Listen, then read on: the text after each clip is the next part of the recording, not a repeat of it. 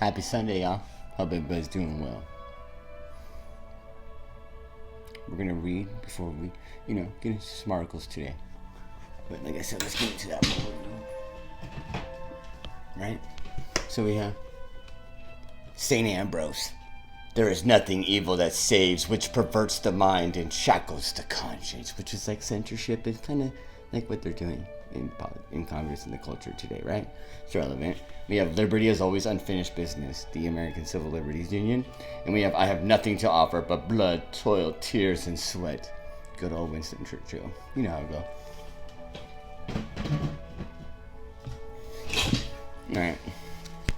Really quick, dude, before. Like how cheap this book was back in the day.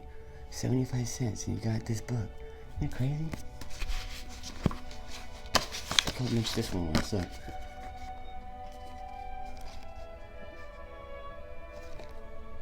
$1.45. And you got that. Back in the day, in the 60s. Back in the 60s. Right? Anyway, we're gonna start this weekend, this new week off with some Shakespeare. Some of that William Shakespeare.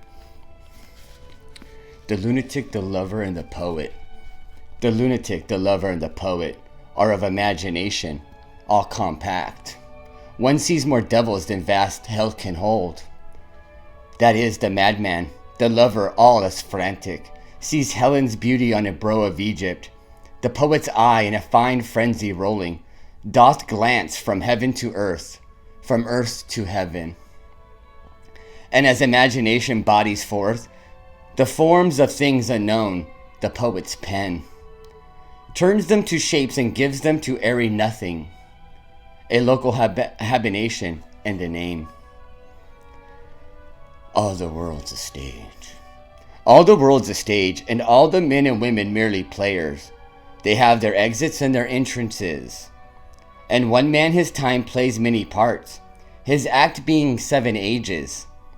At first the infant, mewling and puking in the nurse's arms, then the whining schoolboy with his satchel, and the shining morning face creeping like snail unwillingly to school, and then the lover, sighing like furnace, with a woeful ballad made to his mistress's eyebrow, then a soldier full of strange oaths and bearded like the pard, jealous in honor, sudden and quick in quarrel, seeking the bubble repetition, even in the cannon's mouth, and then the justice, in fair round belly with good cap inlined, with eyes severe and beard of formal cut, full of wise saws in modern instances, and so he plays his part, the 6-age sifts into the lean and slippered pantaloon, with spectacles on nose and pouch on side, his useful hose well saved a roll too wide for his shrunk shrank, and his big manly voice turning again towards childish tribbed pipes, and whistling in his sound, last scene of all, that ends this strange eventful history. In second childlessness and more oblivion, sans teeth, sans eyes, sans taste, sans everything.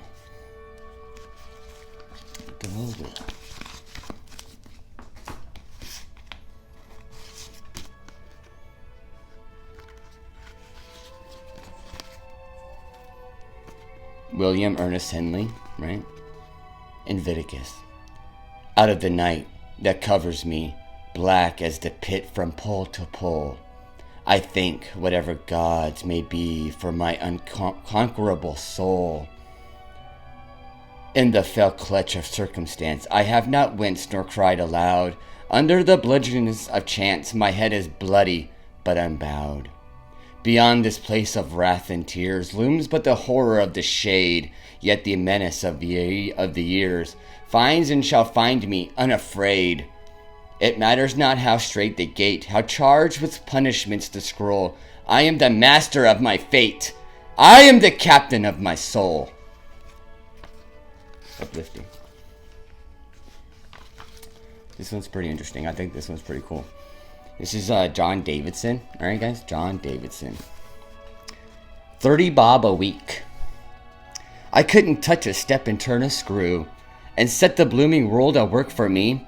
Like such a cut their teeth I hope like you.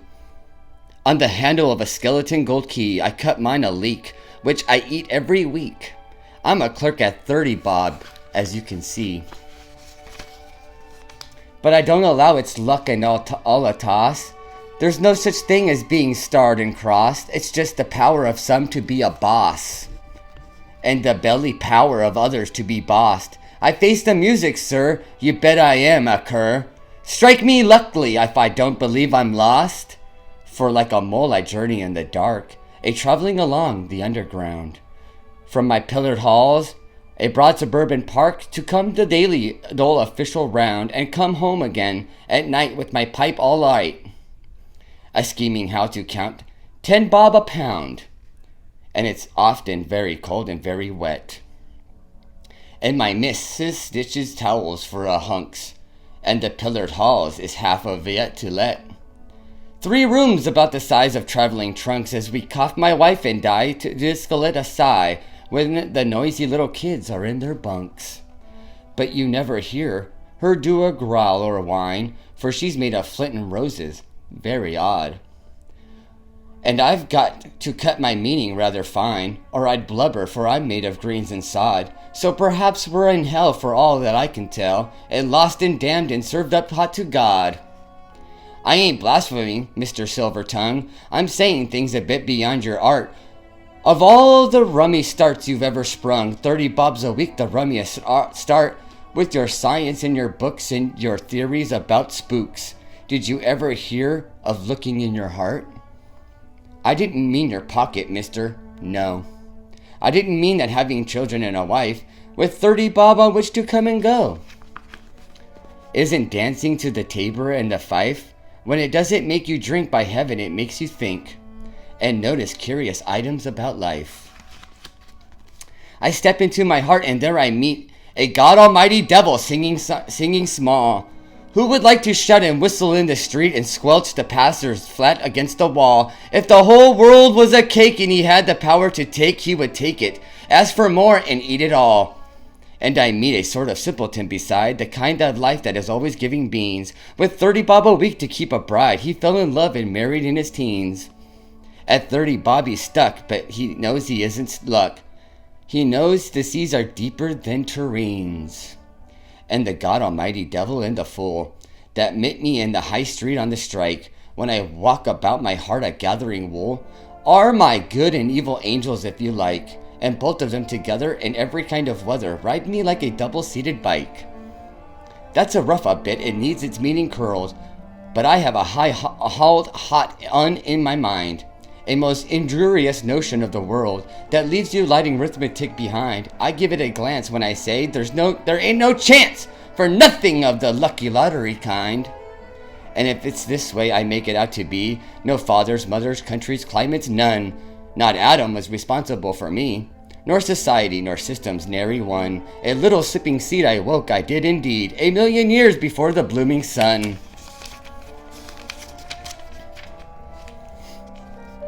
I woke because I thought the time had come. Beyond my will there was no other cause, and everywhere I found myself at home, because I chose to be the thing I was, and in whatever shape of mollusk or of ape, I always went according to the laws. I was the love that chose my mother out. I joined 2 lives, and from the union burst my weakness and my strength without a doubt, are mine alone forever from the first. It's just the very same with a difference in the name. As thy will be done, you say it if you durst. They say it daily up and down the land, as easy as you drink, it's true, but the difficultest to go to understand. And the difficultest job a man can do is it to come to brave and meek with 30 bob a week, and feel that's the proper thing for you. It's a naked child against a hungry wolf. It's playing bowls upon a splitting wreck. It's walking on strings across a gulf, with milestones fore and aft about your neck. But the thing is daily done by many, and a many a one, and we fall face forward fighting on the deck. That's 30 bob a week.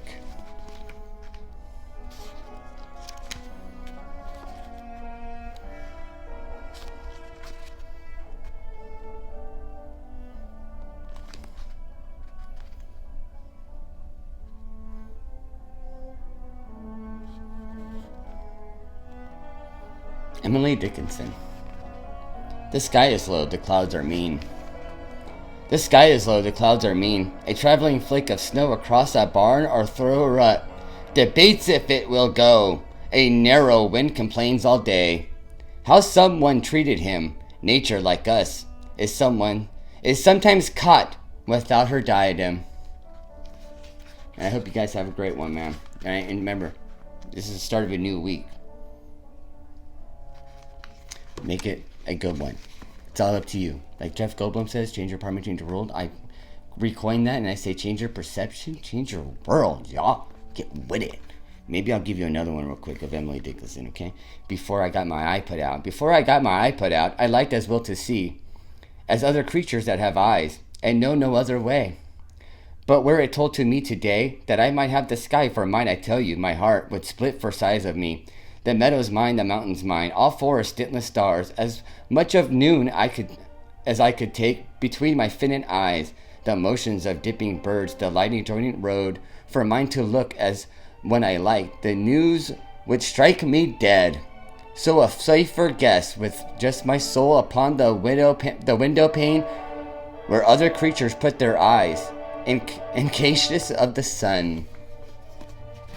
Beautiful.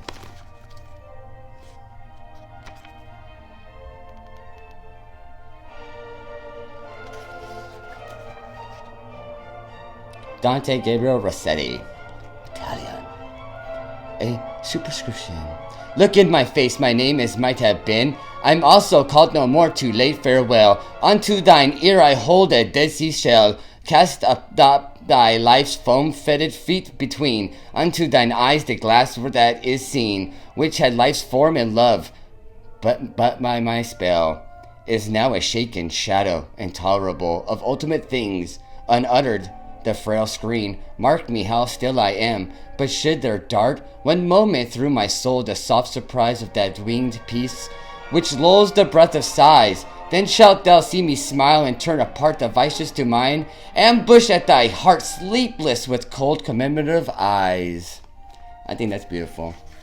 I think you guys are all beautiful, and I think you guys should make the world beautiful by being beautiful and treating others beautifully. And that's how we do that. It starts in the home, folks. Stop abusing your children, stop abusing your spouses and your elders and everybody else, and start treating everybody how you want to be treated, motherfuckers. That's called the golden rule, folks. Let's go get it.